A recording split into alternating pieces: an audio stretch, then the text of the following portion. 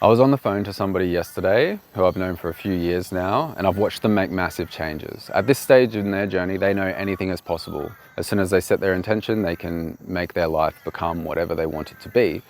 So I was really surprised when he asked me a question that I wasn't expecting. He asked something along the lines of, do you think some issues are worth hanging on to because they give you some kind of motivation? And I pondered that with him for a minute. And I realized that this is one of the most common things that keeps people stuck ever. He believed that stress and anger was his motivation to go to the gym. So we explored a little bit just on the phone. What's the stress and anger about? And it was a lack of respect, feeling like people didn't respect him. So if he went to the gym, took out all that anger and stress, he would become somebody worthy of respect. Like that was the process that he was going through. Totally healthy. And we discussed that as well. Like, it's a healthy way to deal with the anger and stress to go to the gym. But if you didn't have that feeling of the lack of respect, and you didn't have the anger and stress, you would find a more positive form of motivation to fill that vacuum. You could go to the gym for so many other reasons. Like it could be all positive intent. Like I just want to be healthy, I want to be fit, I want to be able to do more, I want to be able to run a marathon, whatever your new motivation might be. But as long as you're stuck in that lack of respect, you're going to keep setting yourself up for situations where you're feeling that lack of respect, which is going to fill you with stress and anger. And sure, you can go to the gym and work that stress and anger out, but you can only go to the gym so much. And like if that thing's growing inside of you, no matter how much you go to the gym, no matter how much you create that image that you feel is worthy of respect, you're going to continue to feel those feelings until you deal with the cause of the effect. So that's just one dude's example. OCD and anxiety are really obvious common ones where people identify with their issues so much that it's not even unconscious anymore. It's not even the subconscious thing in the back of their mind. It's explicit. Like they will tell you, I need my anxiety because it stops me from making mistakes.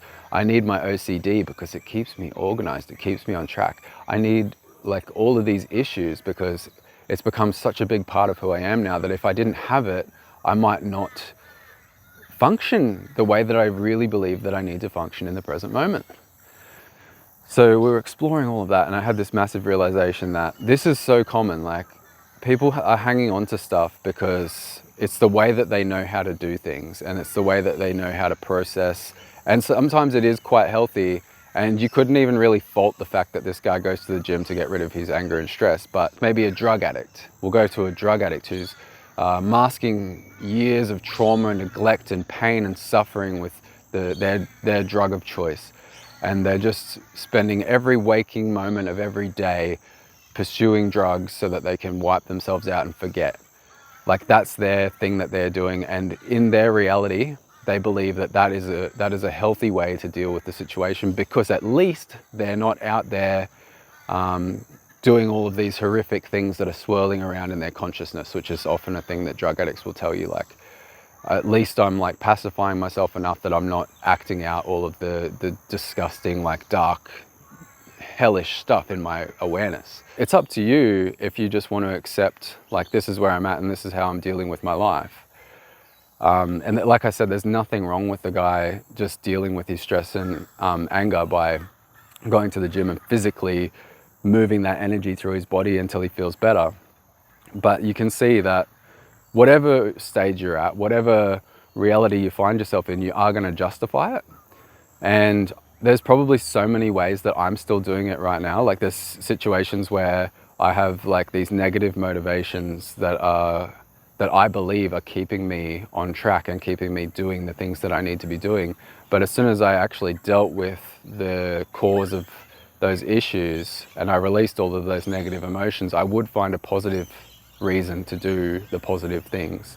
If you get anything out of these videos at all, please pass them on to anybody else you know who may benefit, anybody who might have an aha moment after hearing that. Subscribe to the channel if you haven't already, click the like button for me and leave your comments down below. I would love to hear what you're thinking and feeling in the present moment. That conversation down there is an extension of the content. I do believe that.